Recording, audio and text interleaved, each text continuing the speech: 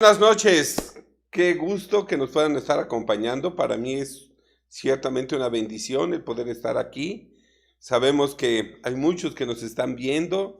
Gracias por su sintonía. Yo estoy fuera de México, pero estamos también en un tiempo de celebración.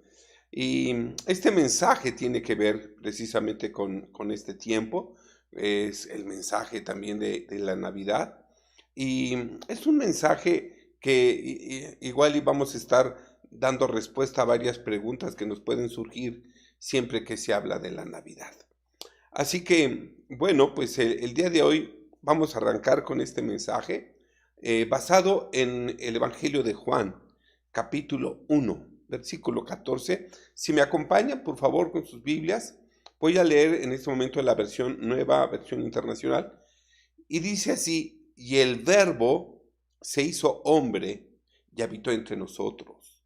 Y hemos contemplado su gloria, la gloria que corresponde al Hijo unigénito del Padre, lleno de gracia y de verdad. Y el Verbo se hizo hombre. Esta es la estación del año cuando, querrámoslo o no, estamos obligados a pensar en el nacimiento de Cristo Jesús. El día de Navidad es realmente una bendición para nosotros, particularmente porque nos congrega en familia alrededor de una mesa para celebrar que Cristo Jesús vino al mundo. Más allá si la fecha coincide o no con su nacimiento, lo importante es reconocer y aprovechar este bien conferido a ese día donde se reconoce el nacimiento de Jesús, el Cristo, aquí en la tierra. Fíjense que cuando uno se da cuenta de este acontecimiento, se convierte en el parteaguas del tiempo. En realidad, hoy estamos, ¿sí?, el 21 de diciembre del año 2020, después de que Cristo Jesús vino a la tierra.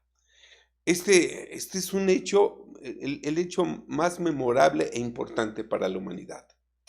Y por supuesto que siempre con un acontecimiento así, también surgen preguntas. Y la primera pregunta que nos surge es: ¿quién hizo posible que el Verbo se hiciera hombre? Nos pasamos en Juan capítulo 1. Dice, y el Verbo se hizo hombre. La verdad, si leemos otras versiones, dice, y la palabra se hizo hombre. Es difícil, ¿verdad?, poderlo entender al principio. Bien, como hemos visto en mensajes anteriores, el Verbo es la palabra hablada que sale de la boca de Dios.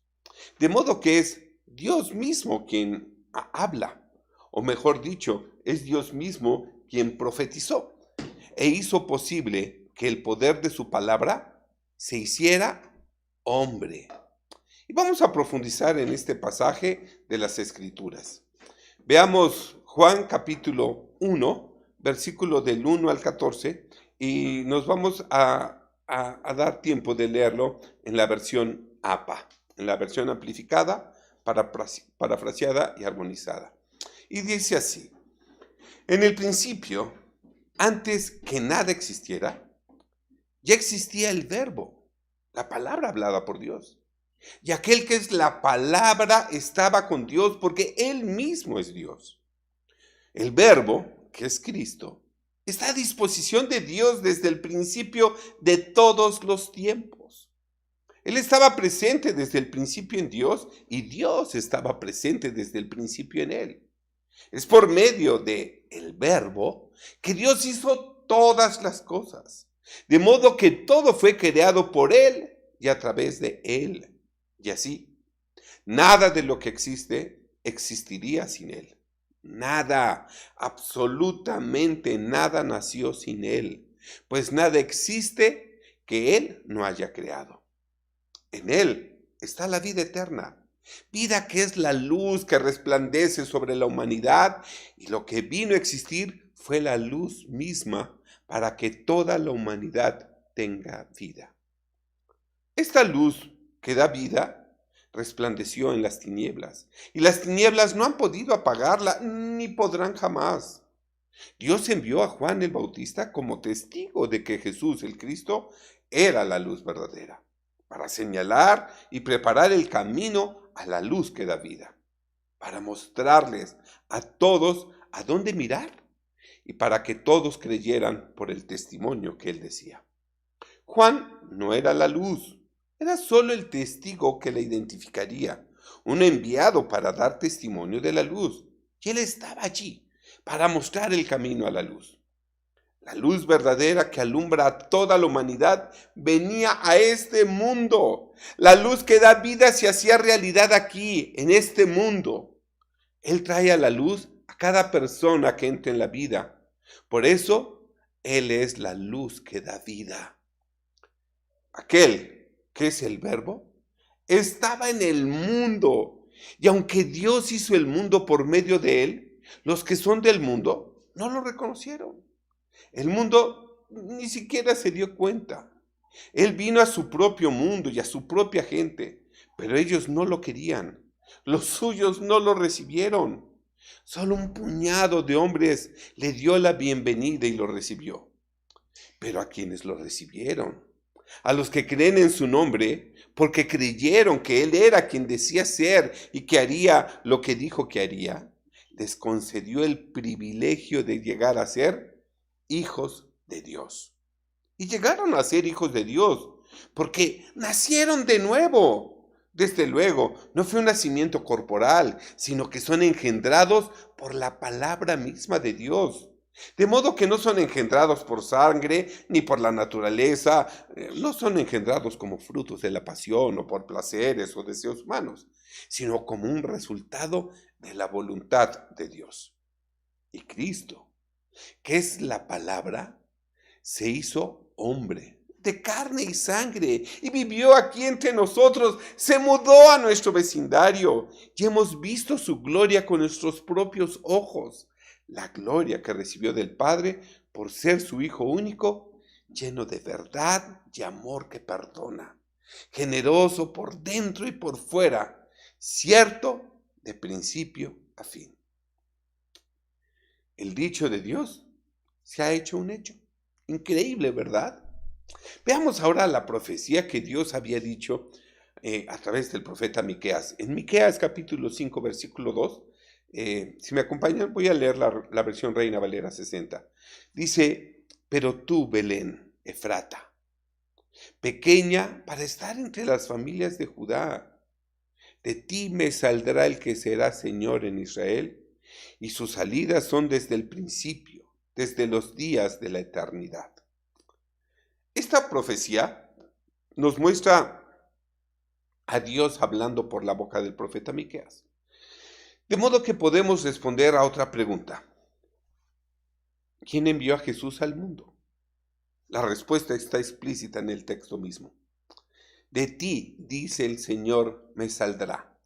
Es un dulce pensamiento que Jesucristo no vino sin el permiso, autoridad y consentimiento y aún ayuda de su Padre. Fue enviado por el Padre, también con un propósito, para que fuera el Salvador de los hombres. En automático, estamos dando respuesta a otra pregunta. ¿Con qué propósito vino Jesús al mundo? Pues para ser el Salvador de la humanidad. Surge de inmediato otra pregunta. ¿Quién engendró a Jesús? El Espíritu Santo, que es el aliento que da vida. Y así tenemos a la inseparable Trinidad operando. Muchas ocasiones podemos estar inclinados a olvidar que, si bien es cierto que la distinción en cuanto a las personas de la Trinidad existe, no hay distinción en cuanto al honor. Y muy frecuente atribuimos el honor de nuestra salvación, o al menos la profundidad de su misericordia y el extremo de su benevolencia, más a Jesucristo que al Padre y que al Espíritu Santo. Pero en realidad esto es un gran error. Y es que si Jesús vino, ¿acaso no lo envió el Padre? Y si fue convertido en un niño, ¿acaso no lo engendró el Espíritu Santo? Si habló maravillosamente, ¿acaso el Padre no derramó gracia en sus labios para que fuera un capaz ministro del nuevo pacto? Y el Espíritu Santo, ¿No era quien lo inspiraba? Consideremos esto. Quien tiene al Padre, tiene al Hijo. Y también al Espíritu Santo. Porque los tres son uno. No podemos separar la sabiduría de la experiencia y la inteligencia. Nunca se coloca a uno por encima del otro. No está más agradecido el uno que con el otro. Los tres están igualmente involucrados en la obra de salvación. Mis amados hermanos, quien conoce al Padre y al Hijo y al Espíritu Santo como debería conocerlos, nunca coloca a uno por encima del otro. No se le está más agradecido al uno que al otro. Los vemos a los tres en Belén, los vemos a los tres en el Getsemaní y los vemos a los tres en el Calvario. Las tres divinas personas están igualmente involucradas en la obra de nuestra salvación.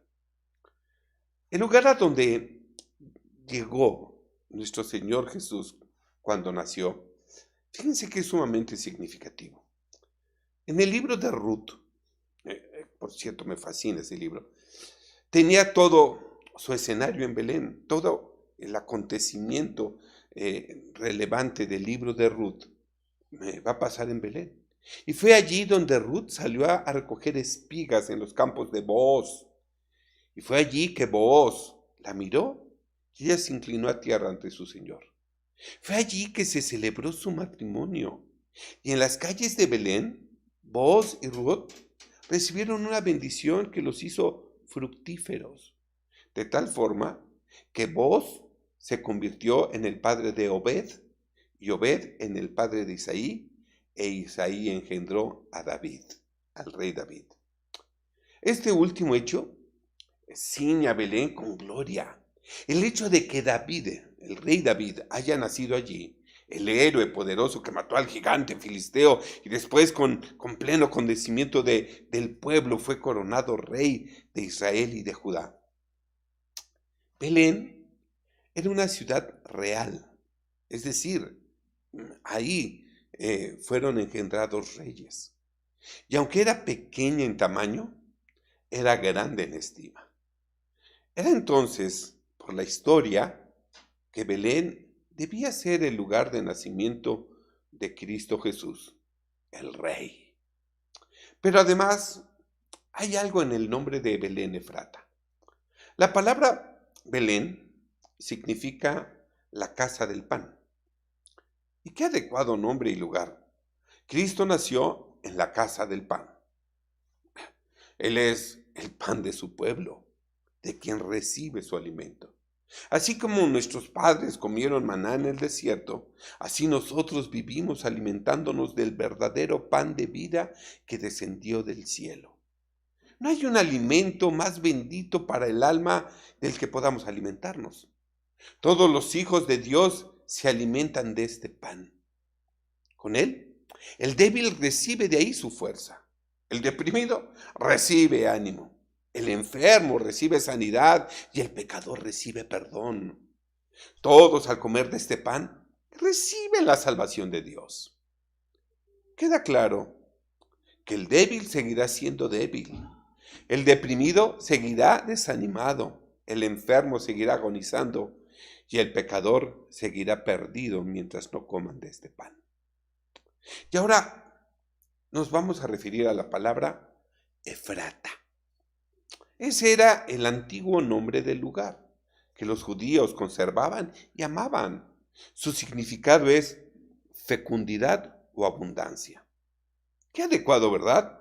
Fue que Jesús naciera en la casa de la fecundidad. Pues de donde viene mi fecundidad y la tuya, viene de Belén, Efrata.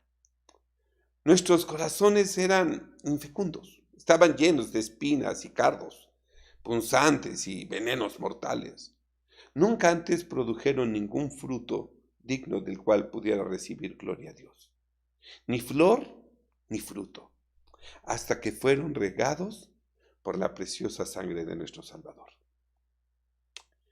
Todas mis fuentes están en ti. Si nosotros somos como árboles plantados junto a corrientes de agua, dando fruto en nuestro tiempo, no es porque hayamos sido naturalmente fructíferos, sino es a causa de las corrientes de agua junto a las cuales fuimos plantados. Es Jesús quien nos hace fecundos y fructíferos. Bien dice, el que permanece en mí y yo en él, éste lleva mucho fruto. Gloria a Dios por Belén Efrata, nombrada muy adecuadamente fecunda casa de pan, la casa de abundante provisión para el pueblo de Dios. Ahora, observemos la posición de Belén. Se dice que es pequeña para estar entre las familias de Judá. ¿Por qué se dice esto? Bueno, pues, porque Jesucristo siempre va en medio de los pequeños. Él nació en la pequeña aldea para estar entre las familias de Judá. No en la alta colina, ni en los palacios de Jerusalén, sino en la humilde pero ilustre aldea de Belén. Cristo nace en Belén, siempre entre los humildes. Cristo nunca entra en los corazones de los soberbios. Cristo no habita en los grandes corazones, sino en los pequeñitos. Los espíritus poderosos y orgullosos nunca tienen a Jesucristo, pues Él entra por puertas pequeñas y nunca entra por puertas elevadas. Quien tiene un corazón quebrantado y un espíritu humilde, tendrán al Salvador. Él sana a los quebrantados de corazón y venda sus heridas. Qué dulce pensamiento, ¿verdad? Es el Cristo de los pequeñitos. Pero tú, Belén Efrata, pequeña para estar entre las familias de Judá, de ti me saldrá el que será Señor en Israel. No podemos abandonar este tema sin otro pensamiento aquí, que es cuán maravillosamente misteriosa y providencial fue el propósito que trajo a la madre de Jesús a Belén, en el mismo momento en que iba a dar a luz. Sus padres residían en Nazaret, a unos 120 kilómetros de Belén. ¿Y con qué motivo hubieran querido viajar en ese momento? Lógicamente, hubieran permanecido en casa. No es nada probable que su madre hubiera hecho un viaje hasta Belén estando embarazada y a días de dar a luz. Pero el emperador Augusto César promulgó un edicto. Todo el mundo debe ser empadronado. Muy bien, entonces que sean empadronados en Nazaret, uno diría, ¿verdad? Pero no fue así. Todos debían ir a la ciudad de sus padres. Pero ¿por qué Augusto César pensó en eso precisamente en ese momento en particular? Simplemente porque mientras el hombre piensa su camino, el corazón del rey está en la mano de Jehová. Lo que parece el capricho de un rey es el decreto de Dios. Pues el hombre hace lo que le parece, pero sin embargo siempre hace lo que Dios decreta. Bien ha dicho el poeta. Sin duda, la navegación de una nube, tiene la providencia como su piloto. Sin duda, la raíz de un roble es nudosa debido a un propósito especial. Dios rodea todas las cosas, cubriendo al globo como aire. No hay nada grande o pequeño que no sea de Él. ¿Se dan cuenta cuántas variables se relacionaron entre sí para que se produjera este evento? ¿Cuántas profecías se tuvieron que cumplir para que se pudiera tener al rey naciendo en la tierra de Belén?